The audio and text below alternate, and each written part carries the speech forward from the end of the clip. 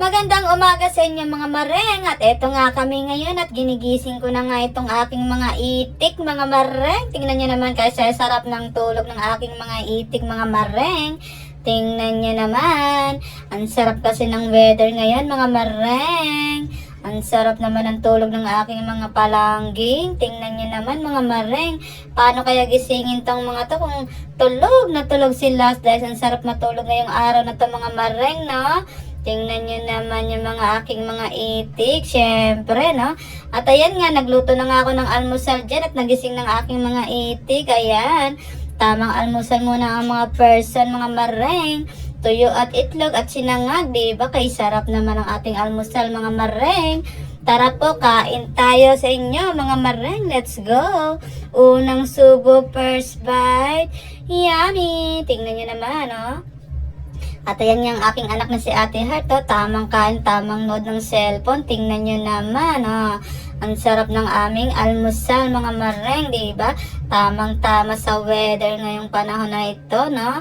Tamang sausaw sa suka na maraming sili, tapos subo-subo lang, diba? Gaano kasarap ang ganitong almusal, no?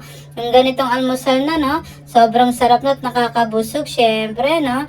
At ayan nga, natapos na kaming kumain yan at naglabang ako ng mga uniform nila. Ayan, kinusot ko na kasi binabad ko yan ng magdamag kagabi at nilabhan ko. At yan, yung sapatos ng aking asawa, nagpalaba nga siya ng sapatos, sobrang dumi na.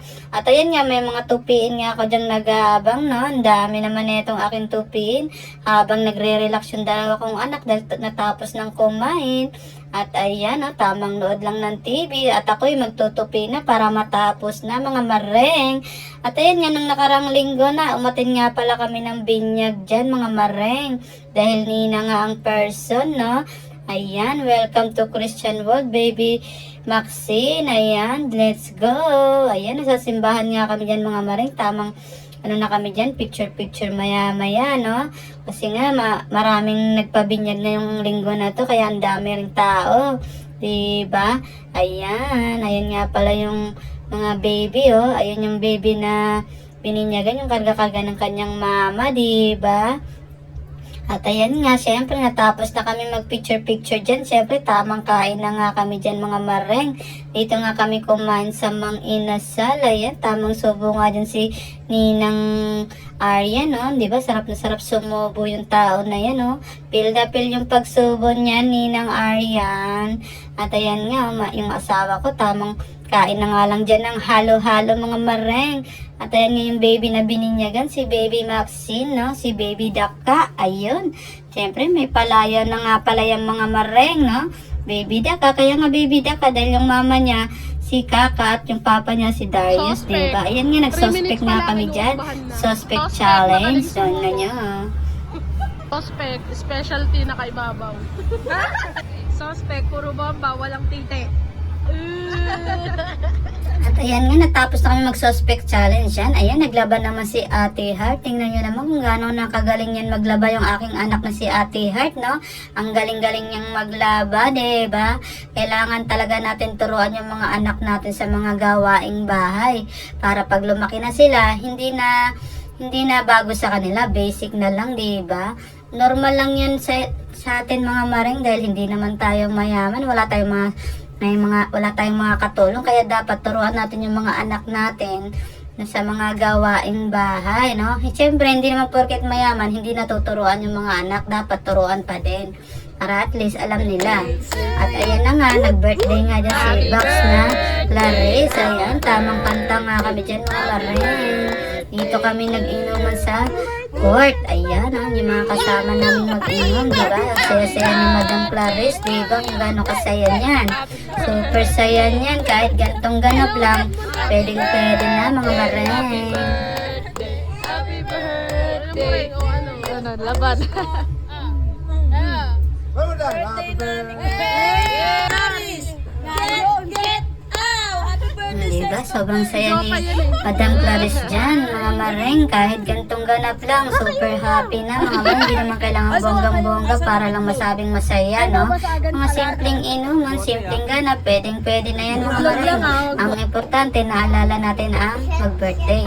At At ayan nga yung mga anak natin, no? Tamang kulitan silang dalawang mag-ate, no? Super saya nilang dalawa pag nagbabanding. At syempre nga, ito naman, me time naman mga mareng. Nagpariban nga ang tao na to dahil me time. Ayan, di ba?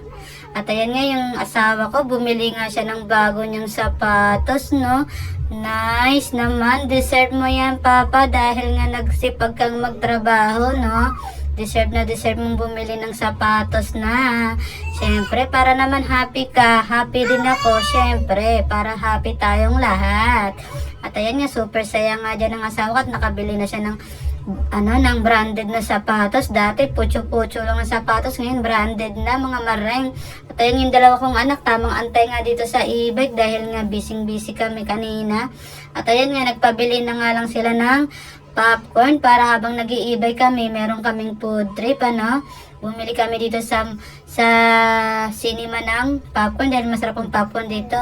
At ayun nga, kinantahan nga ni Alas si Tito niya Mark dahil nag-birthday nga ngayong araw na ito mga mareng. Sing na, sing ah. Happy birthday. Happy birthday. Yay. Ulan na. Yay. Sing happy birthday. Tatay. Love you. At ayan nga mga mareng, nagpunta nga pala kami ng Divisoria para mamili ng aming susutin para sa Christmas party, no? Siyempre marami tayong ganap na Christmas party ngayon. Christmas party ng mga anak natin, Christmas party ng asawa natin. Kaya bumili tayo ng mga bagong susutin mga mareng para hindi naman tayo mukhang gusgusin pag pumunta tayo ng mga party, no? At ayun nga, nagtamang pamasahe nga yung asawa ko dahil nga sobrang sakit daw ng paa niya dahil nag-ride sila nung nakaraan.